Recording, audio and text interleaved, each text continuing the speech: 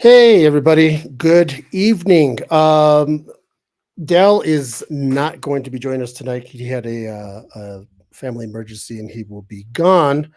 But I have other fantastic hosts. You guys already know who they are. Let's go ahead and go with this. We got Jason from Superior Stands. How you doing, my man? What's going on, my man? Good to see you, Cesar. All right. We have the all famous Ish. What up? What up? What up? What up, Ish? All right. And the two stars of the show for tonight, not that you guys aren't stars, but you'll always be stars in my heart, gentlemen. You guys already know that. We have Adam Schomer and Darren Watts from Selling Superman. Hey, guys. Gentlemen, Good evening. Nice to be here. Welcome. Welcome. yeah, man. It's been quite a year, hasn't it, gentlemen? Right? I remember hearing about Selling Superman, this documentary about Selling Superman, and it just felt like it was so long ago. But then again, how long did it take to actually do the whole process? I mean, November 21 was the first time that I went. What becomes a lot of episode one is me alone at Darren's old home that he grew up in, right? So that was November 21 when I first, soon after we had talked about what was actually going on, because I didn't know about the family secret. Darren and I went to high school, but together, but we didn't know about this. And so, November 21, I went and filmed Darren and his brother and his mom and a few interviews. And that became a big part of episode one. And here we are about 3 years later now in its release. So big credit to Darren for letting me be up in his life for so darn long. That's another thing, Darren, right? I mean, I know you had the yin and yang. Should I not? Should I not? And I'm going to think many sleepless nights, even just to give the go, right? I'm sorry, say that again? Many sleepless nights just to even give Adam the okay, let's do it. Well, that went, that did definitely go back and forth several times. Nothing Adam did wrong, just very imposing process and, very impacting on the other professional life I have. And that definitely was one of the biggest struggles of the whole process for sure. You literally did. First of all, the film was fantastic.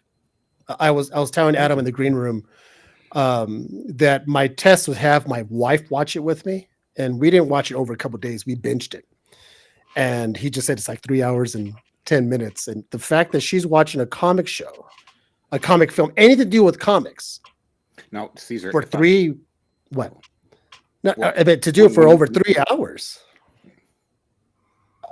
For her to turn around and say that was good, because she gives two shits about comic books, Darren. She doesn't. She cares. She cares less what I have, who first. She doesn't care. So I said, I'd like for you to watch it because I want to see your reaction of someone who's a non-comic person. Will you enjoy it? And I think because it has a human element to it was what caught her eye into watching it.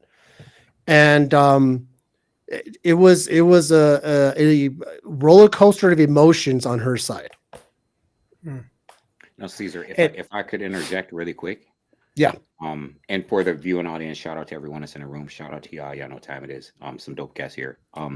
For those of us in the audience and on the panel who have not seen it, synopsis. Could you guys set it up for us and give us a premise between Sure. you and Adam, and just kind of give everyone a premise of what it is that we're talking about, what we can expect when we go watch this, because everyone's sitting in this room watching this. Yeah. We're gonna pay $11. We're gonna go to Amazon Prime and we are going to support Selling Superman. That's what we do. Absolutely. So y'all can set it up for us so we know what we can expect when we go do that. Absolutely. Community supports community, right? Let's go. Thank you. Thank you for that. You want me to jump in? You want me to jump in and give the quick? And just so people know, they can go to sellingsuperman.com, watch the trailer. That really helps give a visual and a feeling and a stylistic point. But in general, there's this 40-year family secret. The comic book collection, was unveiled once Darren's father passed away.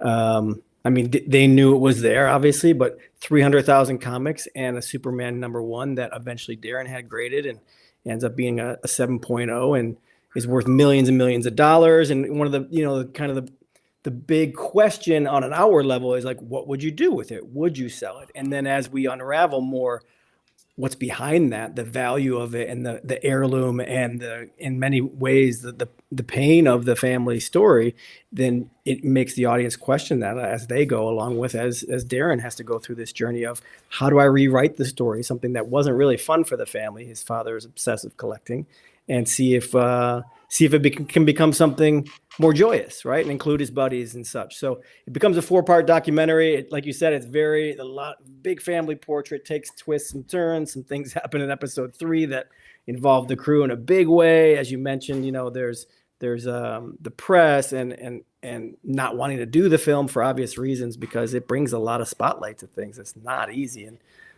that's what I'll say on synopsis. And Darren, again, is very courageous for letting us in his life. No, seriously. And sharing things. Yeah. Honestly, Darren, I thought of that. Like it's very big of you, man. Like big on you, bruv. Seriously, to let people into.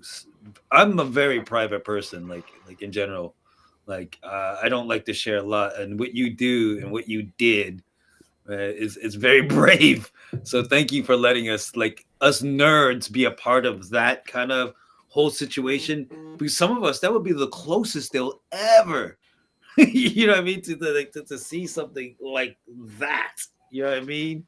So thank you very much for being that brave and that vulnerable, to allowing us to do that. I appreciate that very much. And thank you for making that, Adam. It's I can't wait to finish. I can't wait to see. We're in mid of episode 2. Oh, cool. So now I'm ready for 3. Thank you. I can't wait to see. Yeah. Darren, there are many times I felt for you. And I started placing myself in your shoes. And I think a lot of people would do that. They would put themselves in your situation. And I'm pretty sure you've heard it all, right? Oh, this and that. But you don't know until you actually are in it. And it's just not a very easy decision for what you did. But I am, as someone who's involved, I'm glad you did, because it showed a different side of collecting. And absolutely. When it came to your father and his condition, it's at the time you didn't know. When you were younger, I'm assuming, right? When you were younger, he was just not the early years. No, yeah, not the early years. None of us do when we're kids. We just think, well, dad's dad, mom is mom, And as you get older, I'm assuming that once he was diagnosed, you had that epiphany, like all the lights, did all the dots kind of connect and go, now I get it. No, not at all, unfortunately. And he was never diagnosed. And he had never admitted his condition ever one time. So there was a struggle to his deathbed about that, and a wedge, and eventually led to a pretty painful divorce from my mother, and definitely a very hard struggle for my brother and I. My brother is somewhat special needs and has a serious learning disability, and I'm his now caretaker and guardian in all ways. But growing up, he obviously lived at home, lived with my father well into his mid-40s, and that really scarred him really bad. And he's still dealing with it. He processes that with a lot of anger towards myself, my mom at times, which is he's in therapy for. We go as a family at times together to just work out that family trauma as well as our own. But no, man, it's yeah, I mean, a lot of people say that. They're like courageous, brave, this and that. And to be honest with you, it's very cringy to me. It makes it a lot worse, yeah, because you know, you don't say someone's brave or courageous unless they did something very vulnerable. I would agree with you, Darren. That's I'm one of those cats too. I totally agree with you. You know, So you don't say that unless you know, like you're like, whoa, dude, you jumped off that amazing cliff. You don't say that if someone just jumped off a 3-foot ledge. Yeah, I get you, but I still think you're brave for what you're doing, letting people into your life right now. Yeah. That shit's listen. That shit's brave. It's period brave. So yeah, I think bravery is just simply what you do in the face of fear. There it is. That's it. Just what you do when you know, it requires fear. It requires apprehension. You know what I mean? But honestly, like all those things aside, like it is like a dream for every comic book nerd to like have like, I'm not saying the situation and circumstances, but like to have like that and then pulling that. You know what I mean? Every guy dreams of like who's in the comic books, but like, you know, mind blowing. It's like a dream. I don't know. Maybe. I'm just saying. I'm just saying the fantasy side of it. You know, I'm not saying the reality of your situation. That because I'm sitting here. I'm sitting here on the outside looking in, and I don't have the full story, but I kind of have an idea, and I don't want to presume anything. But it's like I'm thinking on the one hand, like, okay, you know, from a very non-literal perspective, right? Like you have a bunch of fanboys like us in this community who see these things as stories, and then in a very real perspective, there's a story right behind every one of these stories for all of us, right? And your story, obviously, there seems to be like, you know, when he's talking about, you know, as a fanboy, I'd love to walk into a room and find a first Batman or Superman #1, or like go through that collection with the Amazing Fantasy 15. And I can just imagine, just from what I'm hearing, going through something like that for you is completely the opposite. It was hard than it is for me. Like, okay, this is a first Batman, but like, what did it do? What is behind this first Superman that I'm holding in my hand? You know what I mean? What is behind this first Wolverine? Like, there's, you know, a story that is certainly like in the story impactful, and not in the most positive ways. You know what I mean? I definitely do. I live it every day, and you know, and that's one of the things when you say a fantasy, you get to leave it. You don't have to be in your face every day. You know, the film's well and done. This journey is in no way even close to done for me. You know, and you know, we have someone commenting, you know, your dad's collection is a continued reminder of your strange childhood, right? That's exactly correct. That's exactly it. You know, I walk in that room every single day, unfortunately, and I hate it. Yeah, it sucks, right? Because you're like, I don't hate comic books. No, but I don't hate comic books. No. Yeah, I don't hate comic books, but it kind of stirs up a whole different emotion. Yeah, it's just forced. You know what I'm saying? It's forced. And so the thing is that Darren, would you say it's those comic books in general, just those comic books, those ones in that room and that would it be like anything different? Like if someone like gifted you some comic books and they gave you something like their own personal collection, would you feel the same feeling towards that as well? No, because that's a choice. Like I probably bought, you know, close to $500,000 of comics since this process. You know, I mean, and the thing is that, but I chose that. I got to pick them. I got to. So it is those ones. I got to decide. I didn't have to sift through 5 bazillion books that I don't care about at all and decide what to do with them, and then try to, you know, properly tend to them and make sure that the community can get to them, which is really the biggest thing that I'm trying to do. Is that when you talk about making a positive, I'm trying to make sure that the people that do have the passion for a lot of the books that necessarily we don't internally have the opportunity to acquire them.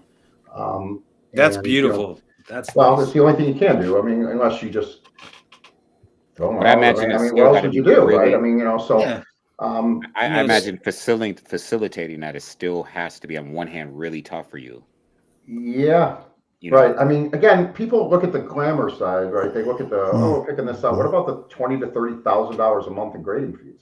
Oh yeah, Yeah. exactly. Yeah. What about the 3 shipping containers and the insurance and the liability and the theft? We've had theft. We've had You- loss. Oh, man. We've had misplaced. I lost friends over this. No. There's a real side to it. The movie doesn't Yeah. capture most of that, and so it's impossible too. It's not. Adam did an overwhelming job. Again, at everything he had to work with, but he's coming in at very pointed visits, and we're following certain storylines when there's like, well, it doesn't end the next day and the next day and the next day and the next day. And so the thing is that, that's just what I would want people to really realize, is that this is very forced, and it can seem like too much of a good thing, but the fact is that I don't know. It's something that I'm really struggling a lot with. I'll be very honest. It's impacted a lot of things negatively in the other parts of my life. But we're doing the best we can, and it is true that I have some friends around me, and they're definitely assisting. You look like you've been in the gym. No, well, I was going to ask that. I've been you there been in the before. gym? Yeah. I cut my throat, but so yeah. I don't know. I give a ton of credit to Adam for making what he made out of it. But yeah, this is no lottery story. This is no and that's once again, we're talking about Selling Superman. If you have yet to watch it, I highly recommend. If you haven't watched a comic book documentary, this is the one to watch. You could download it on Amazon Prime, Google Play, and Apple TV. Listen, people, it's yes, you got to pay for it, but it's about as much as 2 cups of coffee. All right. Yeah. For something you're going to own, for something you can share and get an insight of what Darren was kind of going through. And Adam did it so well. And I really did enjoy it. And I got to be honest, Darren, it made me the part that did it was I have my own money. Right. I'm not selling all this to make money. No, you had your own money. And even if he would have donated them to charity or he had it in his will, you'd be like, all right. That would have been wonderful. That was right. The problem is no direction, no anything. We're going to make some cool announcements very, very soon. Actually in the next week or so. We're already doing a ton with charity on our own. But we're literally, we're going to be making some really big announcements, to be honest with you, about the process. And yeah, you're right. I have very successful businesses. They have nothing to do with collectibles. And, if anything, this would have been something that the family should have really dealt with together. And again, the big thing is that, again, I asked him for over a decade, don't do this.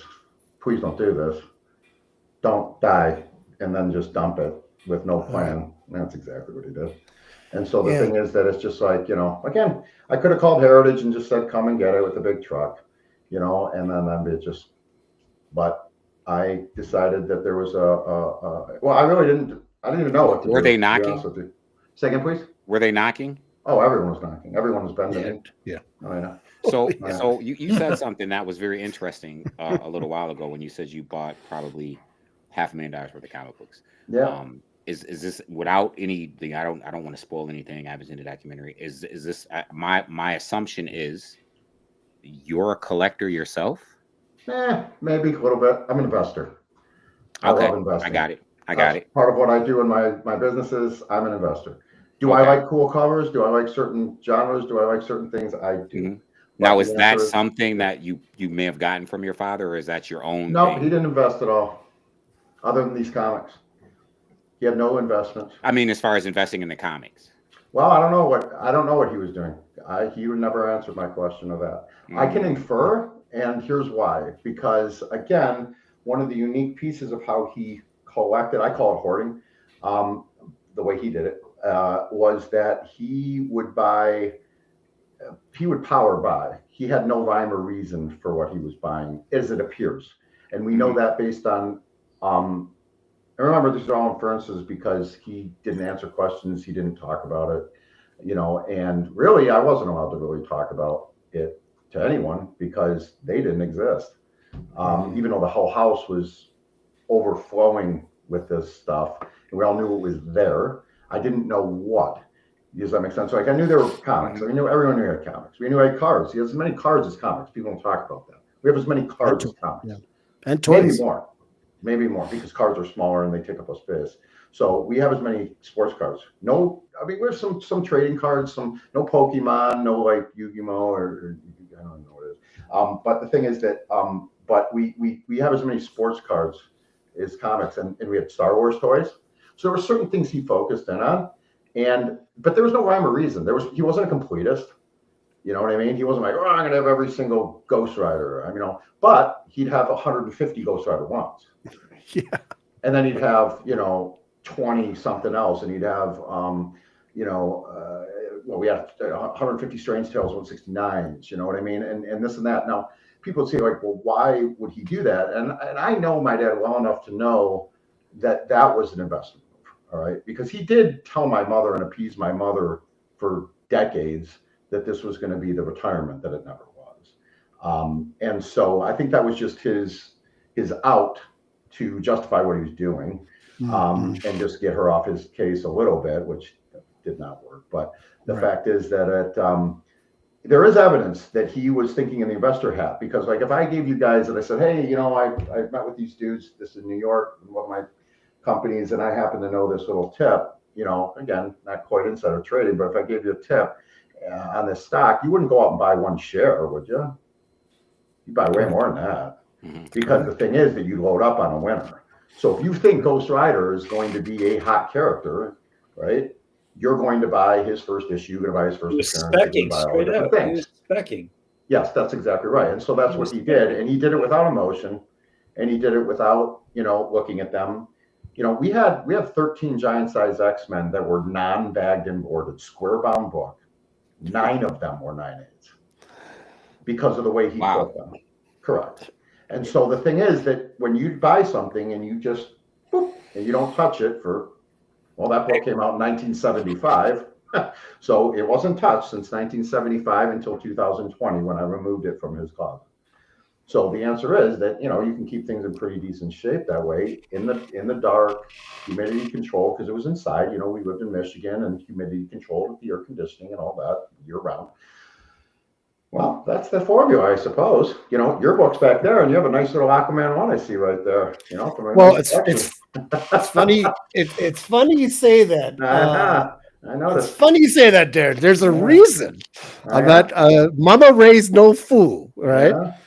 So we're gonna get into it, but this is part of the Fantastic Collection. Once you guys see the documentary, he gets into this whole custom label of the Fantastic Collection, which is Darren's collection, and he talks about all the art that went about making this.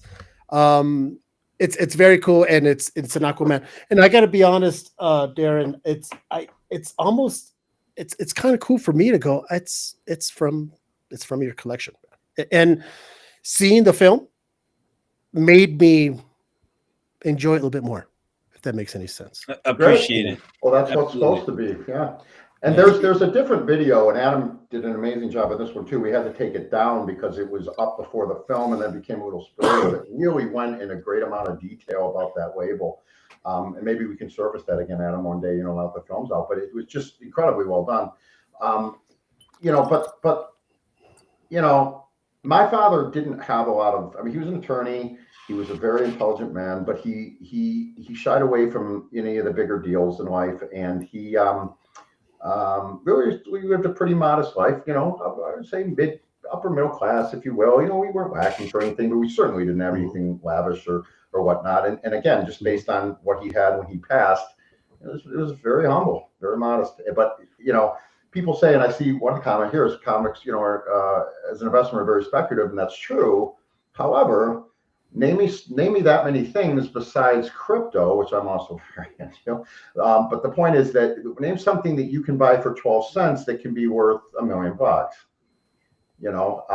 And so those kind of returns, right? So the thing is that comics are a cheap speculative investment.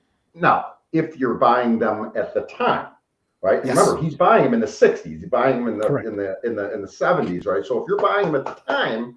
Now, nowadays it's different. The overprinting and the 50 million variants and the whole artificial scarcity that's been built in. It's different. And not to mention, if he is speculating in the 60s, he's ahead of 90% of people collecting comic books. Correct. And I believe he was. Very few people were buying comics in the Was he- 60s and sitting them in a closet somewhere That's and correct. not touching them for Yeah. like That's correct. no. Was he like casting a net on like just like he just said like it just caught his like fancy, like just this book, and just got like you say like like 80 of such. It was just was it like that thought process, like like narrow, or was it like a wide net? He just Wide. boom, that wide net.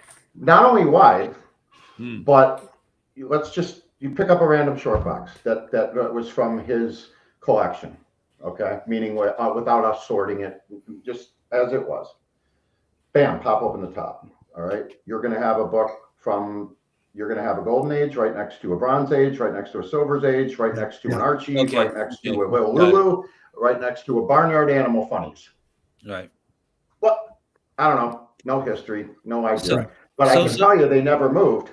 Yeah. So Darren, Yeah. so your father hoarded, right? So this Hoarded. okay. Yeah. So What's so the good- hoarding like trauma. There was trauma in his life that kind of like where he this was like his safety, like or something. From my understanding with people who are hoarders, it's just there's some type of trauma in their life. Did you ever find out anything? What was that? Is it in the documentary? You don't want to spoil it for anything. I would say that we find out some things about his sister, his only sibling, that are extremely interesting. That you would want to see in the film. But with that said, as many questions as that may, I should say, as consistent as that is, maybe in certain cases, it doesn't answer any questions because we don't know the origin of the source of it. So the point is that I knew my grandparents fairly well, meaning his parents. Okay. And I never was alarmed. My mother. It doesn't have to necessarily be the grandparents. It could be like something. It could have been like a childhood friend or something. Something could have happened. You gotta meet his sister. Yeah, I can't. I mean, yeah. Episode 3. Episode 3. I'm not gonna lie. I don't want to give anything away, but when the sister got involved, I went. I gotta be honest, Darren. My wife and I think we at the same time said, You got spoiled it for Jay. I'm just saying. Time. I'm just saying. You'll enjoy it. It'll be fun. You're gonna enjoy it. Adam, very quickly, Ish. The very beginning of the documentary, Adam starts off by he's not a comic book guy. It's comic books is not your thing. Right. Filming this, producing this, has it changed your thought on comic books at all? Yeah, absolutely. So yeah, I mean, some context. I wasn't a comic book lover growing up, but of course, love Star Wars. I was born in 1975, so I love Star Wars. Love the original Superman movies, Lord of the Rings. So, an eye on fantasy. Yeah, right. But I think we all, and I think those really were so pop culture too. But Sure. Not comic books per se. But of course, love Star Wars. It's probably why I ended up going to India in my life and having a Yoda type figure in my life. A guru. But that's for another podcast. Another podcast. Yeah, but so no, not a comic book lover. And I would say what's changed, the biases I came in with were probably, I would admit my biases toward comics were that they were a lot of times, I thought back then, for escape. It's like, oh, I want a real black and white world where life is gray and you don't really know who the villain is, and we like to go somewhere where it's really simple. And I think to some extent that's true, and people like that simplicity and that kind of safety of that. But I was really a lot more opened up to, it's not such escape as it is camaraderie. And there's a real beauty of that, of people that just like bond, much like people bond over sports teams, bonding over, I love this character and I love this storyline, and there's deep meaning there. And like Eric, who's in the film, the artist, like Iron Man was his guy because he felt bullied as a kid, and he felt like he had, it gave him some hope, right? And Superman is a figure of hope, as we know from the symbol. So I was changed from seeing pop culture and a lot of comic books as escapism to, wow, this is a really community-driven, beautiful hobby.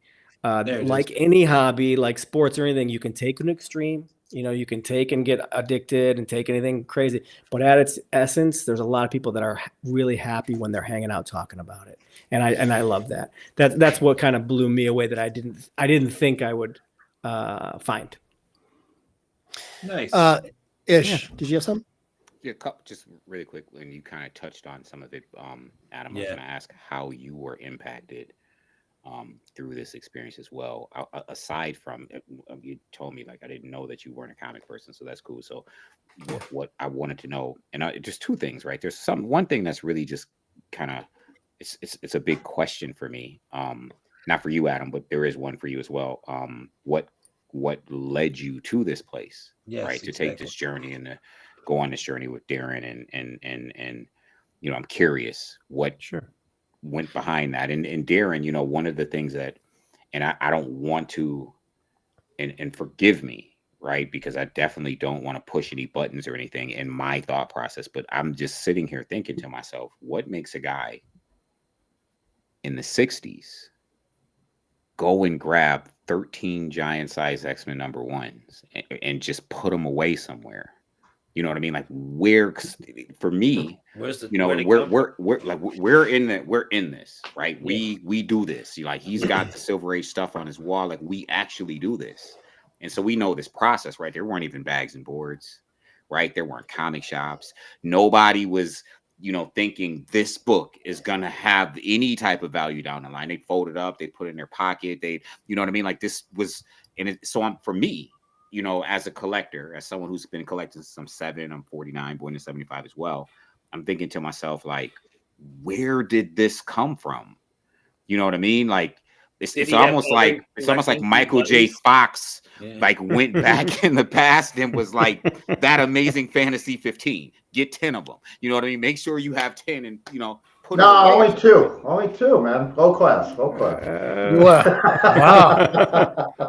Also, he wasn't a good spec guy. Oh, man. Well, see, and that's the evidence right there. I don't think so. He graduated college at U of M Law School in '68.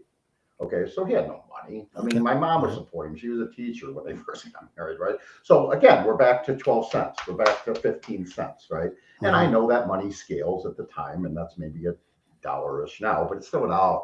Okay. Yeah. And the point is that you could buy 100 Ghost Rider 1s for the price of a nice meal. Yeah. So it's not that big of a deal. Now, I agree with you, like what had the forethought, but I think that he was just a very particular person. He was very disciplined, man. I mean, again, his condition was Asperger's, which is totally fine. It's something that's millions and millions of people are walking around with, having incredibly productive lives, incredibly productive relationships, but they know it. They realize it. I wear glasses because I can't see far. If I take them off, I can't see far. So what? It's a cross. Yeah. It's what I need. Right. Okay. I mean, I talk about this in the film. So there's nothing that we're saying negative about his condition. I just think that it did power him to think a little bit differently than maybe we would, and have what we're calling foresight, maybe a fixation. Yeah, it was part of his his Asperger's that was just causing him to fixate on. I don't think it was that odd for him to think that way. Honestly, I think it makes total sense. It could have been like spoons, right? Yeah, I know what you're talking about. Yeah, I mean, correct. And he did collect other things. Yeah, like you said, he did toys. Stamps. The stamps went nowhere, right? I mean, stamps died. We have stamps. I mean, I haven't even gotten into them. He power collected World War II books. He power collected UFO and occult books. I haven't even made it there. Okay. Interesting. I can tell That's you a how whole the different film- documentary. Yeah, I mean, when Adam and I were spitballing things, and and just also Adam had full creative control. He from A to Z, he wrote the film. And the thing is that we collaborated. He was incredibly conscious of the feelings to the family and everything like that. But I many times would joke with him. I'm like, hey, you know what, man? It would be a funny ending if maybe you just at the end, I walk across my warehouse floor, it's dark, and then a light comes down, and then what are you doing? Open this box, and then bam, pull out a World War II book and a UFO book, which he has thousands of. Oh my. Okay, So thousands. all I'm seeing is like, you remember Indiana Jones when they put the ark Yeah, away, with the crates. Oh, yeah. crates, it's just like, Of course. I'm like, So like I say, this story, I'm at, I don't know, am I 20% through this? oh, Did you ever can see want your whole life, man. to cuss him out? Did you ever want to wring his neck?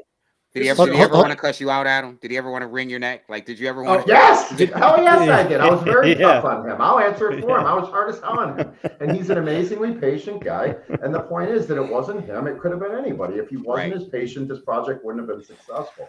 So the point is, I was a huge pain in the ass, and still am. And the thing is, but they're real emotions. This is not fake. I mean, I take it all serious. I'm very passionate about the whole thing. So, I mean, again, I wish I had those answers. It's very upsetting. We do a mini journey. We don't spend a ton of time, but we do a mini journey in the film, trying to backward engineer what he did and how he, maybe his mindset, because we ended up finding a couple of gentlemen that used to work at his local comic shop that he always visited. How incredible was that? And I only knew their first names, and I was like 10 years old. So imagine that, in the local community here in Metro Detroit, and nice Bills hat, by the way. Oh no! Damn you. No. Go Bills. They just beat us. But hey, wait till we don't have the injuries. But the point is that anyway, That was tough. Me That was literally asking people at local comic shops that are still in the industry and have been around a long time, like, hey, did you know this guy named Dennis that we used to work at Classic Movie and Comic Center? Did you know this guy? Did you know this guy? And it's a small world, as you guys know. And we surfaced a couple of these dudes. And I won't give away what happens, but we got some answers, but we didn't get some home runs. So the point is that we got some answers. It is funny, Darren, when that part came up on the film, I looked at my wife and I said, I wonder if he treated his comic book friends different compared to the way he treated the family. Oh, and he did, because Seems the point like is it, that if you remember, there's a line, and I say it to Brian, co-star of the film, my best friend. He referred to that place as his Cheers, and so back to Adam's camaraderie. I mean, he enjoyed going there. He felt like, So a thing with hoarders, they would enjoy the process of going out buying and shopping. It would maybe it's his was like comic books, because they would have social interactions with like people there, like, hey, it's Norm and everything. So it was like that, and exactly right. And there it was. Oh, they knew him there. He had a presence there. The local guys knew him there. He always went there Thursday, Comic Thursday, right? The new books come out, right? And I'd go sometimes, but it wasn't for me. It was for him. But he'd take me every once in a while. I'd wander around the store, and so on. But he kind of poisoned comic collecting back for me then, because I thought comic collecting was you walk in the store, you disappear for a while in the back, which is exactly what he did with the owner. And then when we leave, we have this brown paper bag filled with a bunch of mystery shit that I wasn't all there looking at. And you never ever saw it. And he just no, and I he never saw it. I have no clue it was in there. I might have been there the day he got the Giants. It's very hoarding behavior where they just take it and he would just put it away, and where he left it, when he bought it, he left it there. The day he left it there, it was right there, right? That's correct. That's correct. It is very particular about the stuff. Like, I can't even tell you the fear that was instilled, when we were young, where it's like, ooh, Dad's up there, you know what I mean? Where you weren't looking at eyeball to eyeball yet, but like, oh, Dad says don't touch his stuff and don't go in that room. Don't touch his stuff. There's the fear of God. I'm telling you right now. And if you remember, those who have seen the film will recall when he was losing it at the end, remember what he was Oh, worried about. ah. And the thing is that I'm not, again, you have to see it. But the point Jason, is that's in that- episode 1. You've already seen it when he's Yeah, You already yeah, saw it. you say that, Yeah. Jason. Yeah. You, Is you he saw giving that, spoilers? in that part. Yeah. No, no I spoilers. I don't know what It's kind of hard, Jason, and for anyone, it's kind of hard to give spoilers. This is why I say go watch the fucking movie Yeah. because you need to watch it, and it gives you a better understanding. Now, I'll go back. My wife is my litmus test, right? She's everything. When the very beginning of the first season, no spoilers, they're at the auction house. They're giving away the prices for these books. She looks at me. She goes, "Who the fuck has money to spend that much money on a book?" Yeah. And I looked at her. I said, "A lot of people." Mm-hmm. Okay, a lot of people. And then Oh, yeah. as the show goes on, they give values on certain books. And the funny thing, this is the funny thing, Derek, because one of the scenes you show you do a slow pan of these books, and I tell her, I go, "I have all of them except for that one." And she looks at me, she goes, "What?" And I said, "Oh, now you're paying attention to me, aren't you?" Right? Right. Yeah, but it is as a geek, whoever watches it, they bust out books and you go, "Holy shit, I can't believe he has that," or all that. The funniest part is that they didn't even know what they were filming. So a lot of times, I mean, we gave them a lot of some of the cherry books. They show them again and again, but there's so many books that weren't shown. Darren. Oh, I bet. I bet. Darren, I have a question for you real quick. Earlier you said you could have took the whole shit in caboodle and just heritage and just done your thing. Yep.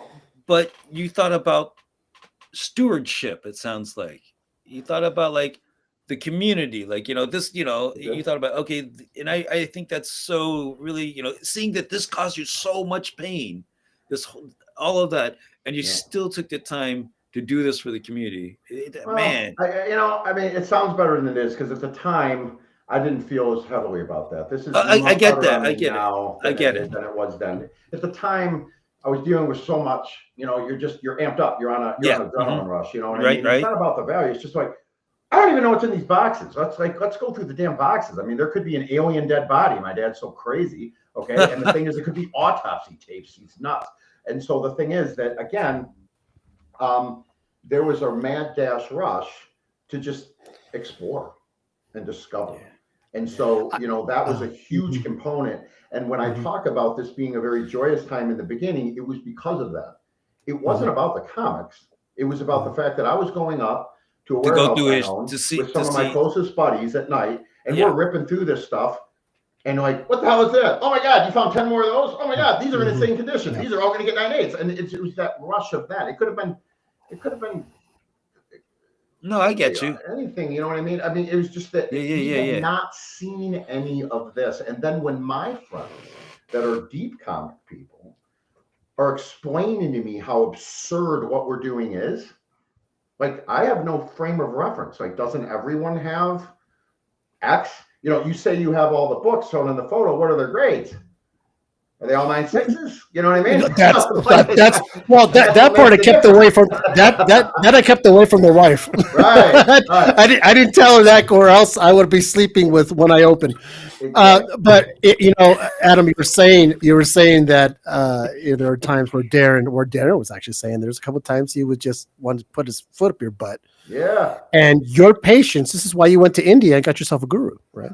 It's the indeed. Zen. Hey, I gotta take it. It's perfectly fine, because I guess you kind of have to go. This is more than just. And for the guy who just Samuel, we're talking about selling Superman. We have Adam here, of the director, and we have Darren, who's actually the film is about him and his family, and everything that comes in between. Now, I'm assuming, Darren, once you got in, you're like, well, I'm in it. I committed. Right. Well, I committed. And that's the point. I want to not to cut you off, but to take that and not lose that train of thought real quick, because what happened is it went from to oh my God to what do to okay, we at least have this contained and whatever. Now I know, after you visit CGC and you are, you have a huddle around you, around them grading these books that, in the top 5 conditions in the world. You know what I mean? The Batman one was an 8.0, top 5 condition in the world. Superman one, 7.0. At that time, third nicest copy of that book on the planet. There was an 8.5, 8.0, 8.7.0. There's now another 7.0. Okay. Ours and another one. And so the fact of the matter is that you have all these different insanities, right? Like, well, okay, we have 5 copies of Fantastic Four 1. What's the lowest grade going to be?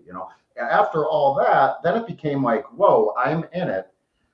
It would be foolish of me to not utilize my investor mind, my resources around me, to not fully explore this, all right, and see what can come of it, right? So then I just said, all right, let's just take it easy here. And again, not a lot of stuff was sold in the beginning at all. Why? Again, like you said, there wasn't a money constraint. There wasn't anything like that. It was more just, all right, let's just figure this out. And then I'm like, oh, then 2021 happened. Yeah. What happened to books? All right. So now I had this completely unrealistic nonsense value, proposition that we really weren't ready for, to be honest with you. We sold a couple. You know what I mean? I did well on a couple things just because of timing, out of coincidence, because of COVID and just that whole spike. But the point is that all happened so rapidly. So all these things happened back to back really, really quickly and just kept me in it. And I'm still in it. I mean, but we're going to be making some much bigger moves that we're going to announce very soon. Did you, Adam, being a non-comic book guy, as you're going through this and you're finding out as you're going along with Darren, the guy saying, this is like a $3,000 book. Yeah. Yeah, they're pulling it up in this pristine condition. So, and you're going like, and you're like going, wait a minute, and it's sitting in that box, 14 boxes deep, right? It's yeah. When he said, "Oh, like in the trailer, like this box here, $80,000," I'm like, what is going on? Yeah, probably like your wife is thinking, how did we get here? Yeah. Why is the value so high? The non-comic book person doesn't realize how it all happened and how the movies and that pushed everything forward, and how commodity and how grading pushed everything forward. That's why we also wanted to show that in episode 1, to give everybody, the general person, a frame of reference of how we got here, because value is important, and seeing how we create value in many ways is important. But the part of the fun part, right? Darren and them, they had been going for a year, in terms of creating the whole Fortress of Solitude and making it all. By the time I come in, they're still finding, throughout the whole movie, still finding books. It's not like they had gone through everything. And so I'm there witnessing, and they're like, this is the Silver Surfer, right? And I get in on that, the fun of it, of like, really, you guys just found that $1,000, $5,000? It's fun. You're like, Are you still Silver Surfer? Are you still finding things? Yeah, exactly. Who is Yes. that? We're finding things all the time still, yes. Like what have you found lately? Could you just off kilter, just alien body? Not the alien body. What we're finding now is conditions. Like, okay, so there are no more Hulk 181s that we haven't found. You know what I mean? There are no. Again, what Adam's referring to in the film is that we found a Silver Surfer 4, like a pile of them. You know what I mean? Where he was there when we did and pulled him out. And like, okay, those days are not the case anymore where you're going to find that. What you're going to find now is like, ooh, that could be the highest copy on the census. Ooh, that could be the like again, just a recently graded. Well, not recent anymore. I mean, God, almost like a year ago now. But like 9.6 Peacemaker 1. We have the highest in the census, only one. All right. We have a lot of those kind of books that are surfacing now that are much more rare. Especially in the golden age, where a 7.5 may be the nicest graded copy of that book ever. So the multiple on the value of that, I don't even know. So I'm dealing with some of that right now, where it's like some of these things, I don't even know what to price them at on our website, because they've either never sold, they've never sold anywhere near to this condition. I still don't know if anyone really wants them, because it might be some off title. You know what I mean? So that's the kind of thing that's going on now. I'd say the biggest book that we probably found recently, that we found another copy of Mask 1. Mayhem. I think it's right, Mayhem. No, I'm talking Mask One, the Golden Age book. The Golden Age with the face, the devil face. Yeah, I know the one. Yeah, the real deal. Yeah. It's only probably a 3, but I mean, look up the price of a 3. Thanks. It's like 45. I don't know. I think that's a Schomburg. I'm curious, Aaron, and this might be something, if you know, if you don't know, you know what I mean? Even if you're at liberty to tell, and it's a 2-part question, right? It's about CGC and your experience there. Oh, sure. Right. Okay. So I see the book, The Aquaman, I see the Phantasma, right? Mm-hmm. And I know a lot of us who are collectors are curious about how collections become pedigree collections, like what actually goes into that. I'm assuming yours is a pedigree collection. No, and that's a great question. Let me answer that for you. And then I have a second part afterwards, by the way. Oh, no problem. A pedigree, first of all, that's one of the things I'm collecting. I'm collecting every single pedigree. And I'm down to I think I need 5. Okay, so there were a couple pedigrees in the collection, like Eldon, San Francisco, we had one, and Winnipeg. Those are a little more common ones. But the point is that I'm collecting one book from every pedigree. But we are not a pedigree. And the reason is because pedigrees have certain rules associated with them. And it's not about this collection is better than this one necessarily. But one of the rules is that the collector had to acquire these books off the newsstand or themselves. Now that counts as an inheritance. Okay, so me inheriting them is not what blocked that. My father did not buy all these firsthand. He bought other collections to assemble this collection. So that vetoes the ability to have a pedigree. Okay, and we know that because he wasn't alive in the 30s. We have books from the 30s. He wasn't alive. Right. You see what I'm saying? So, and again, I was very honest with Matt Nelson about this when I went down and I explained everything as true and honest as I knew, because remember, I had limited knowledge, but I did know that he did buy these collections, some collections off other people, which negated the pedigree, which is why he let us become what's called a provenance collection or a name collection. But they thought it was such a special story that they said, you know what, this would be a good first time to issue someone the ability to create their own custom label.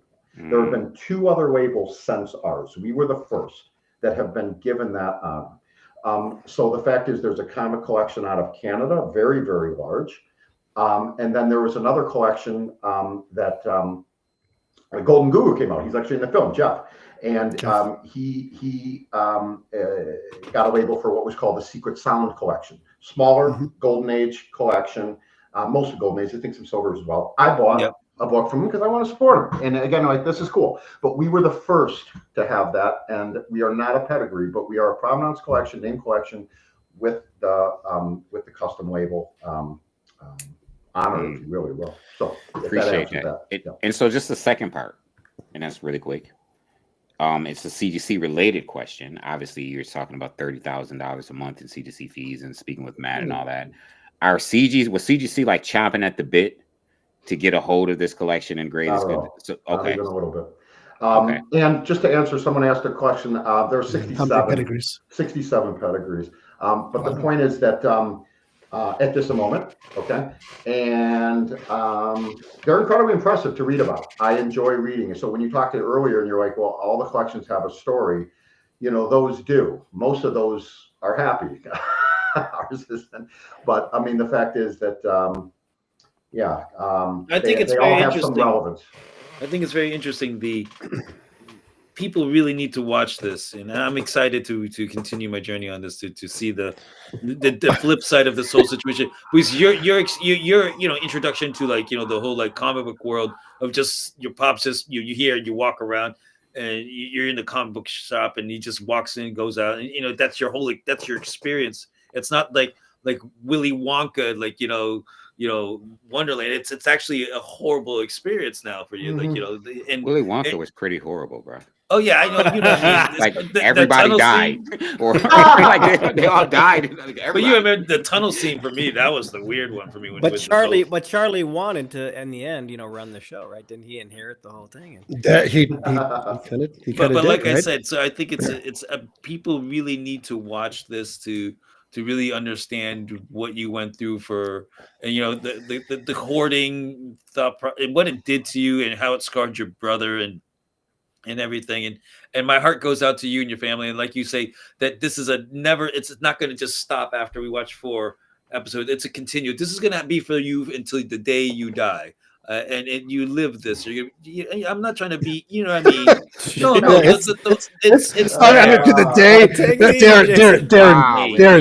Darren, to the day you die. I mean, that's Darren. You know what I mean? You understand what I'm Well, trying no, to but say. it's a very real concern. We're being And funny about it, but the answer I'm is being that, yeah. being really compassionate. I'm really feeling for you on this, and Yeah. and I'm like, man, my heart goes out to you, and So- man, like, so thank that you being- again. Wow. That being said, the Selling Superman is who we're talking about today. We're talking about Selling Superman, the film.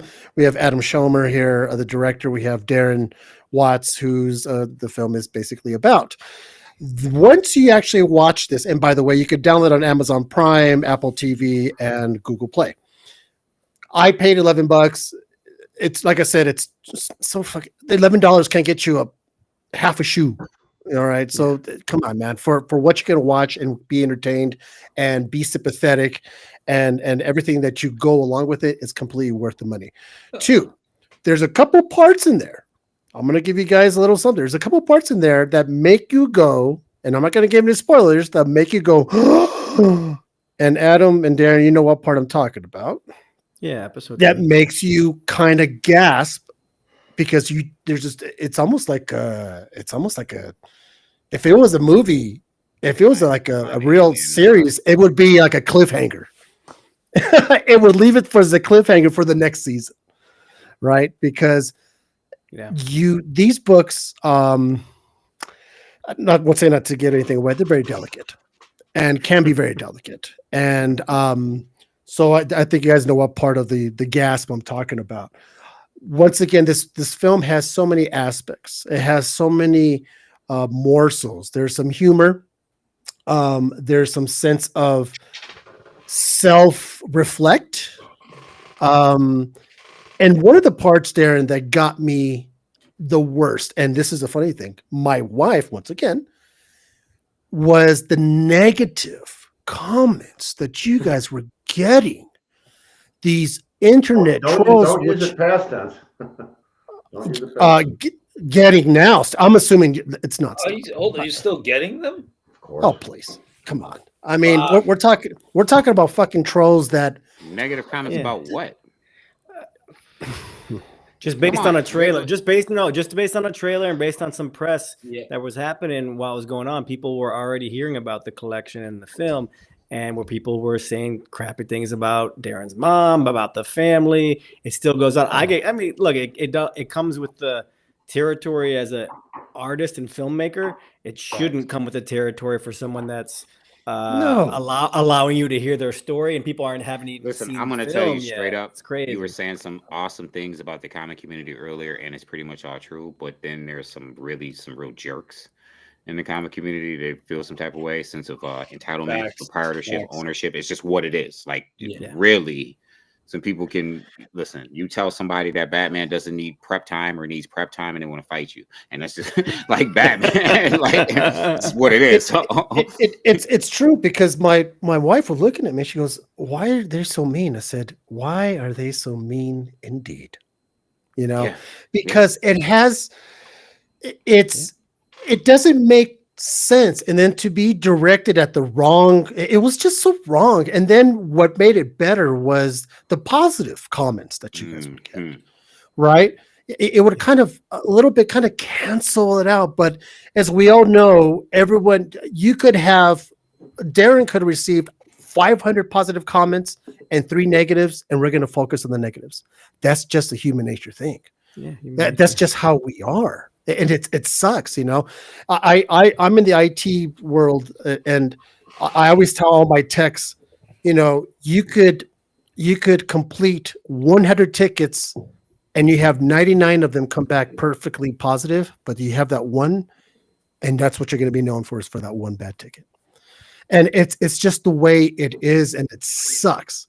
But this community can be and is strong. And we always try to focus on the strong. And what Darren and what Adam did with this film, to me, brings to light a lot of things.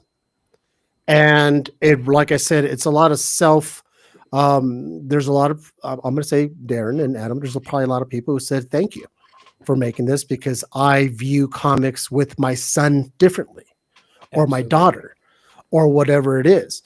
And because they're so engaged within themselves, when they watch something like this, to make them go, huh, I wonder if my son... Even non-comic people say, oh, I didn't tell you this. My dad's a perfectionist, and I grew up as a perfectionist, and I really was having an experience watching this thing and reflecting on the conditioning I get from my family. So, you know, we're all product of our societal conditioning, our family conditioning. So I think we're able to see that and access that for ourselves and reflect on it if we want to. You know, if you want By to. the way, if you want, yeah. Adam, from a producer's point of view, great work on it. Like the visual, the angles.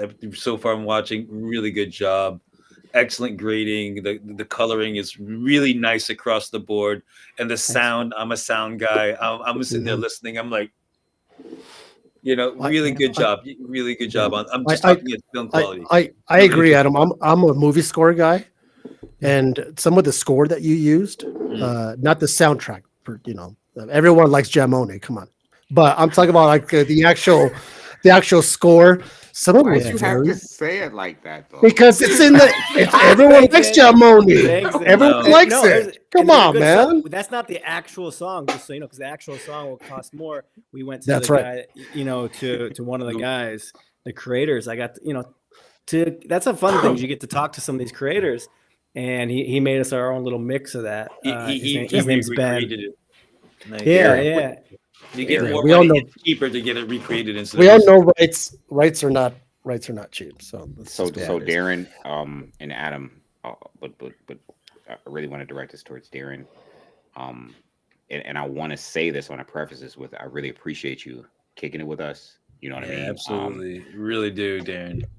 It really means a lot to our community, and I'm saying this because obviously I want to ask you a question. It's a tough question, so by all means, shut me down. You know what I mean? But I'm gonna go watch this. But because you came on and you talked to us, and you kind of like, I'm getting a perspective of this before I see it, kind of a horse's mouth perspective. So I'm interested, you know, I'm going to watch it. And I'm going to really, really, really watch it with an attentive eye. You know, I'm definitely going to be more vested in it. And very, very, very much invested in it, because I'm talking to you, right? And you're bringing something to the community that we didn't have. And I mean, I'm not just talking about the film. I mean, your perspective. So what I'm curious to know, and I feel like it's important to ask, I don't think it's important for you to answer if you don't feel the need to, but I do think it's important to ask, how do you feel now that this process is over with? Now that you actually went through, I know we spoke about bravery earlier, and you know what I mean? How is that? And I know you kind of touched on some of the things that impacted you, but is there something positive that you were able to take away from this, or, you know, whatever it is, just how has it impacted you? How do you feel? There's something you don't want to answer. I get it. Oh, I have no problem answering it. It's important for me to, the film was done incredibly well. The film on its own is incredibly well done. Adam's incredibly talented. I was highly impressed. Everyone is, I mean, with the production value, all of that. The difference is the impact on me and my family, mainly me. And, no one's ever going to fully understand. I don't have a problem with people disagreeing, like, oh my God, you're selling them. You have your own website. What are you, an idiot? You got to list all these on eBay. What, you're listing on eBay? What are you talking about? You got to list them all there. I don't have a problem with it. Right. I have a problem with being misunderstood and having it affect other parts of my life, which it has massively, unfortunately. So, of course, it feels, good when people are like, wow, I called my son right after I watched it and told him I loved him.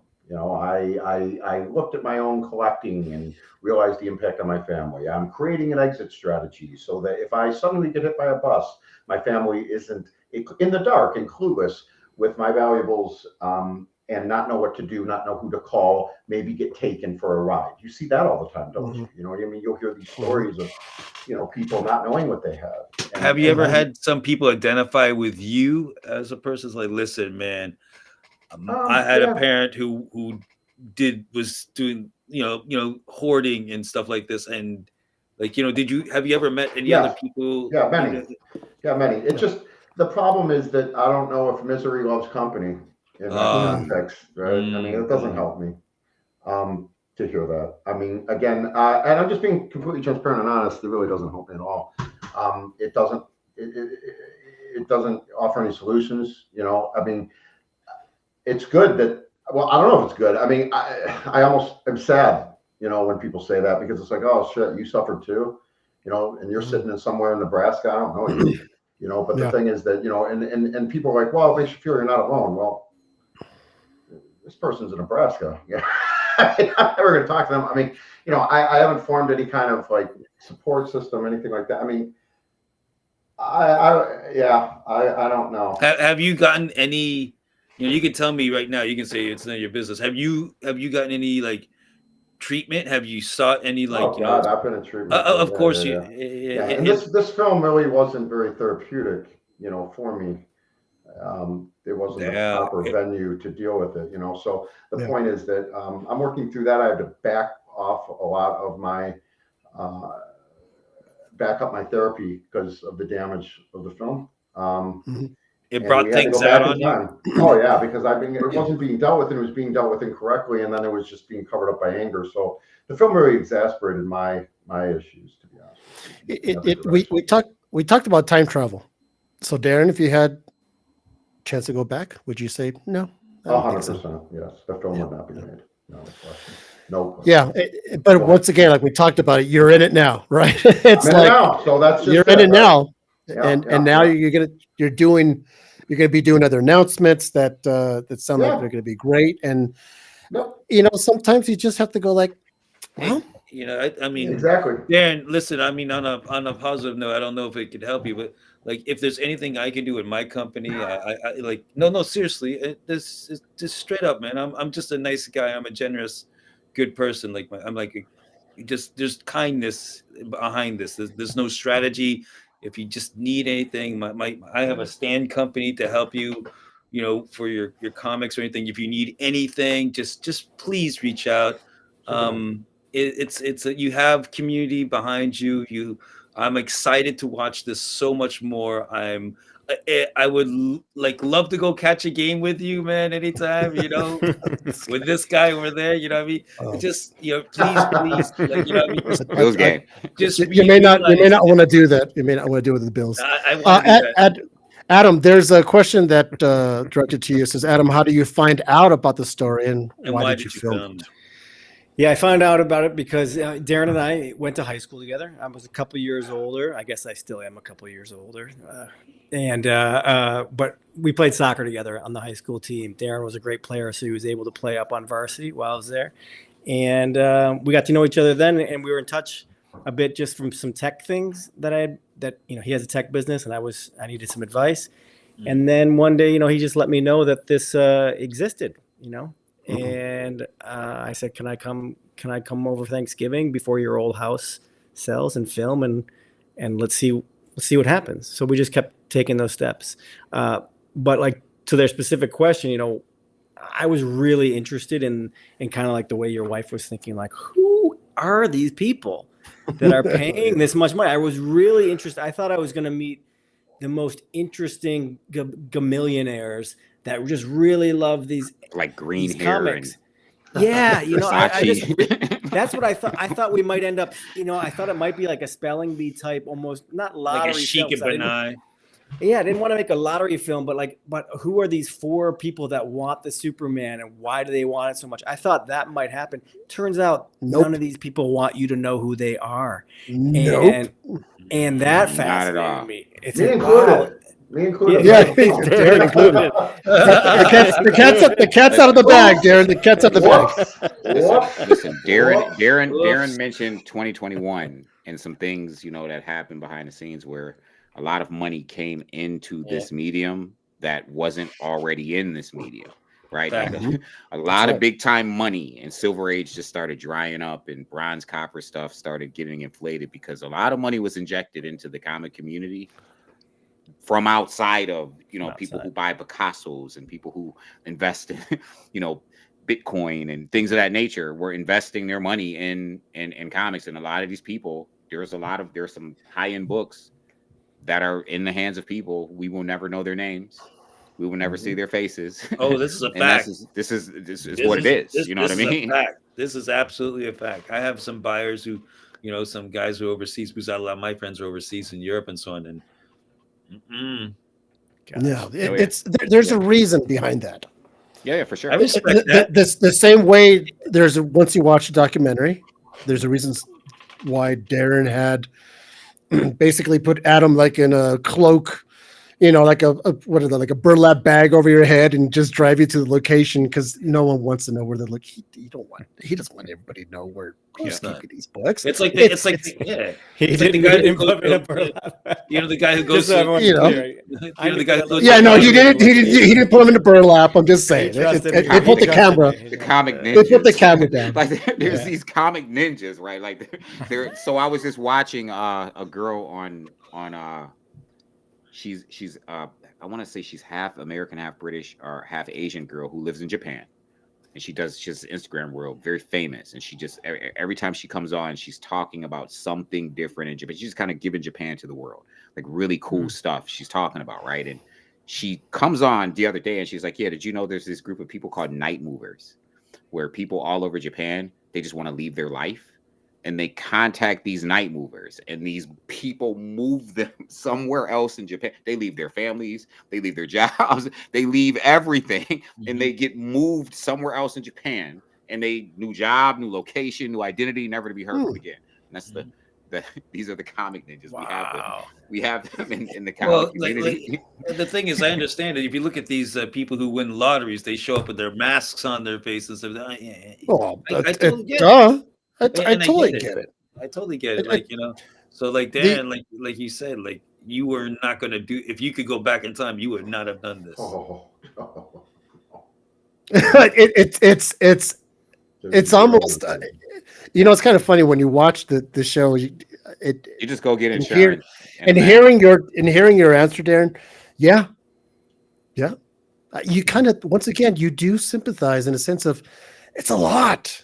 It's a lot to take in, people. I mean, Yeah, that's crazy. There's so much to this. There's like it- not just there- comic books. There's like other books. There's figurines. There's toys. I mean, there's just this guy was. It seems like he was so fixated on like pop culture things too. Like and like like I mean, wow, man. I'm just Darren, how many times do you walk into your location and the first thing you do is shake your head? Oh, my poster. How many times do you shake? You look down and go like, "Ugh." shaking my head's a mild reaction. Yeah. There's been much worse. I would think so It's really because hard, man. I'm telling you, it's just not a pleasant experience. So No, I don't see it as, and I really appreciate you like sharing it, like man, though, like. well, once again, I said this is something you didn't ask for, no, but quite the opposite. Quite the opposite. right? Not asking If for you- something is different than begging not to have it. It's almost like it's like curse. It's a curse you didn't want. 100% how I feel about it. So And Yeah, that's we're going to be doing I some can good I can things. tell it's the height of Okay. frustration. Yeah, and really the reason why is because, again, I don't want. I enjoy the community. I agree with what everyone is saying. I've met many friends that have. I hope we could stay friends out of this because they're good people. But there's good people in a lot of different, things. I could, I'm into cars. I'm into other things. You can meet good people just in other venues, right? I happen to meet some very good people in comics because I'm pretty into comics at this point. Oh, well. But yeah, This has really turned you off on people, hasn't it? This it sounds like you're not up for like no new friends. It's just like I'm trying to really. you really have been like Oh, stained on boy. this like hard, even on social level, and it sounds Yeah, like this is the first podcast I've done since the film's been out. Listen, thank you so Really? much, man. I appreciate it. Wow, Like, look at that. It's Adam. I don't know if I told you, I hit up Darren. I go, Adam's gonna be in the show. He's like, you know what? Adam's gonna be in the show. I'm gonna be in the show. I'm gonna Well, and support that's him. right. I mean, because that's the right thing. And again, I don't want to come across as, just this is just ruining everything in my life. But I mean, the fact of the real answer is that everything I've done in my life has been my own. I've done it all myself. I've had no one help. As far as there's no family help, no this, that, the other. I mean, it's just been my businesses. They've done incredibly well.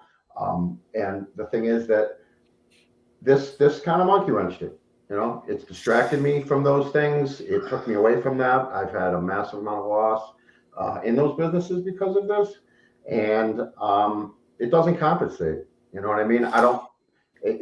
This is, you say it's like a curse. It's like, it feels like Cortez's gold. It makes me wonder, Darren, that you kind of, what sucked is that you didn't have, you're a self-made man, right? Yeah. Everything you've done it on your own. Correct. No, really not much handouts or anything. You did it on your own. So you have that control of doing what when all of a sudden you don't have control of these books landing on you. And now you're like, what do I do?